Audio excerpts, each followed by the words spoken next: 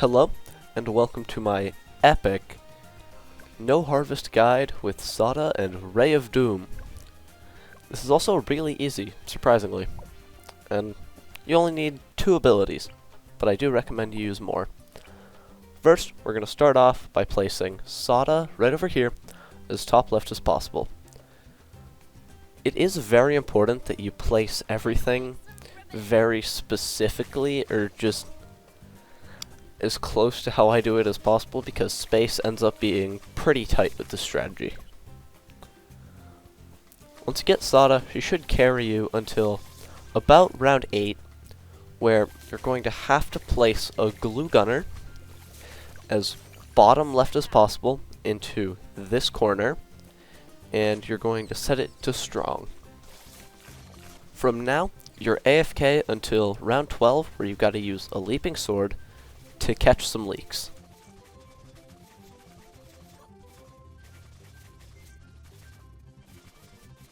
We could probably change up the build order slightly to prevent this ability, but it's a single button press on 2 blues, so it doesn't really matter. And then at some point before 14, place a spike factory right over here as bottom right as possible into this corner. Once we fully upgrade this guy will be an incredible part to our defense with its amazing ceramic cleanup abilities.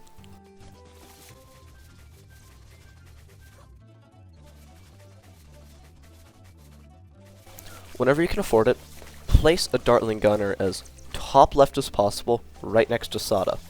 It's very important that you get this guy as top left as possible because we need to save as much space as possible.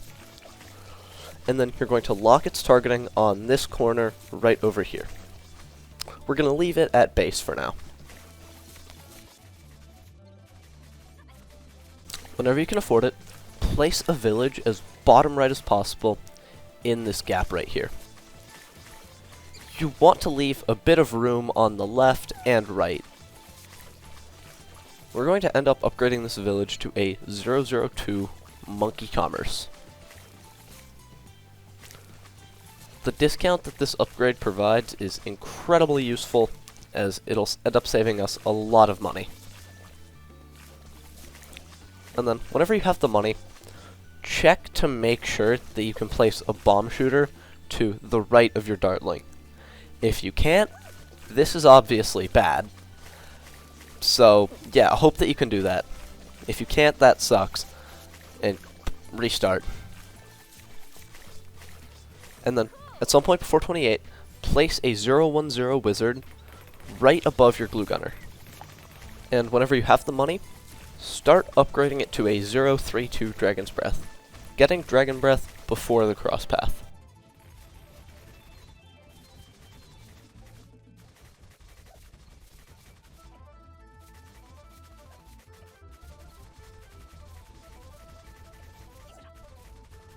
Once you've finished with your wizard, we're going to start shifting our focus to the spike factory. Upgrade this guy all the way to a 420. Get 320 before 420.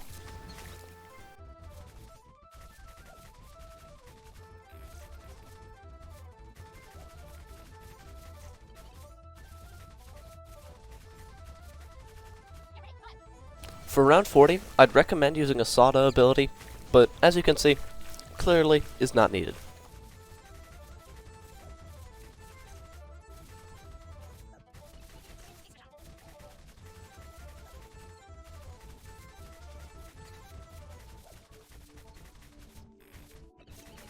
Once you've gotten the most overpowered tower in the game right now, Spiked Mines, we're going to upgrade our village to a Jungle Drums, and then we're going to place an Alchemist in the first and only secret spot we're going to be using in this run, which is fairly rare. Normally you use all 3 secret spots, but here we only end up using one of them. Place an Alchemist in this secret spot right over here, and upgrade it to a 300.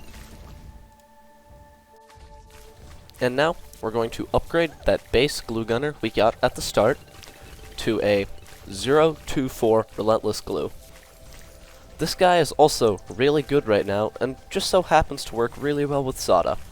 that ends up helping quite a lot during the save up.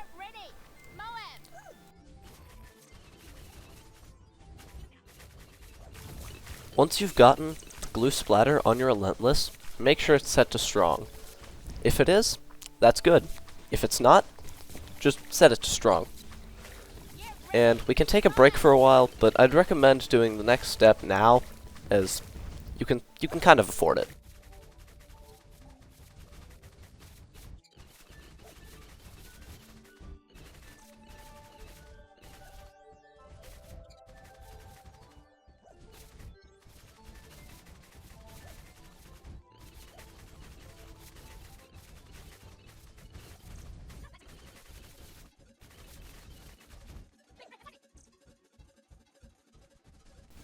So, whenever you have the money, upgrade your Dartling from earlier to a 420 Plasma Accelerator with the middle cross path. If it's targeted correctly, it should be targeting that corner right over there. If it's not, make it so it is. It's very important for it to be targeting that, like, not on the track. You want it slightly off the track because you want the point to be able to damage Moabs all the way around that corner.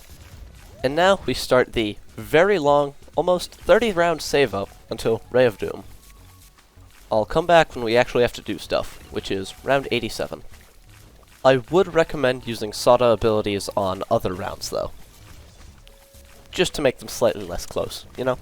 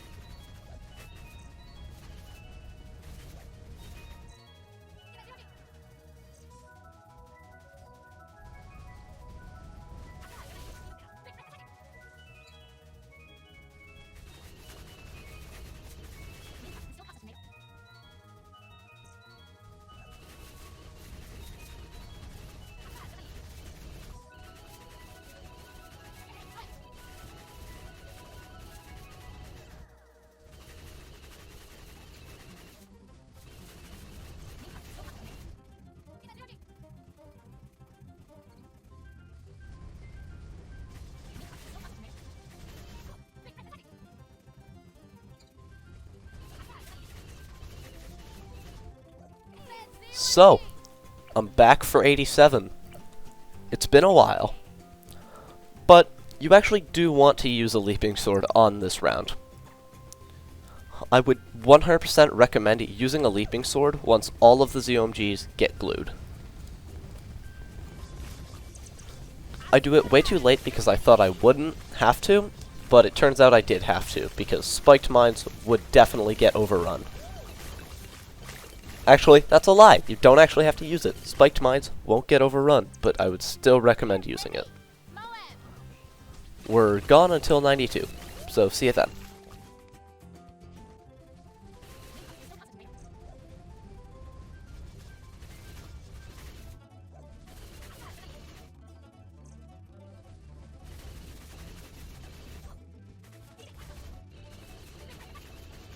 So I lied. We're actually back for 91 because I would also recommend that you use a Leaping Sword once BFBs start to get glued.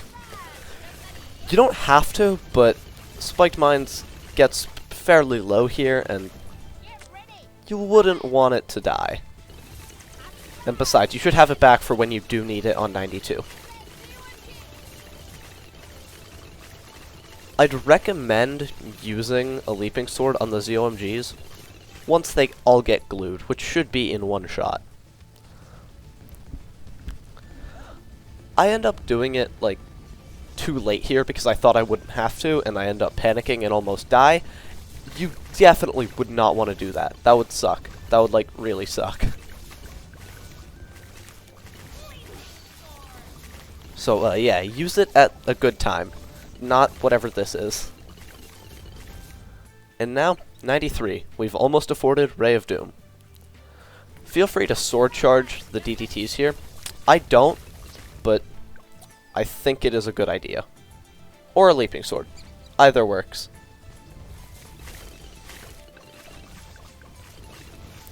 And these fortified BFBs might take a while, but once you kill them, you should afford the almighty greatest tower of all time, Ray of Doom.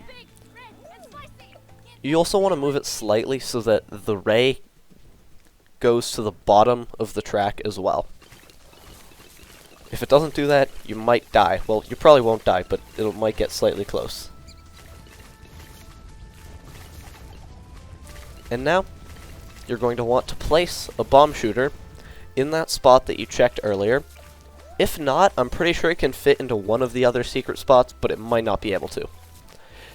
You're going to upgrade this bomb shooter to a 050 Moab Eliminator, and then, I don't know, feel free to use the ability whenever you want.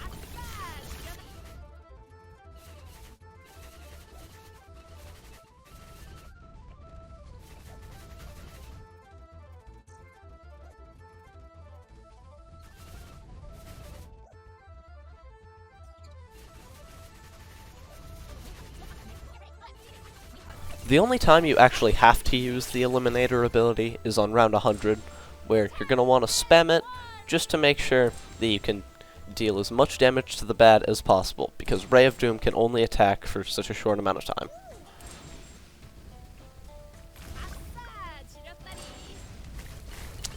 And good job! You should now have your No Harvest achievement with one of the coolest towers in the game, the Ray of Doom. We also may or may not be abusing an OP combo. I hope this guide helped you out. Have a nice rest of your day. Goodbye.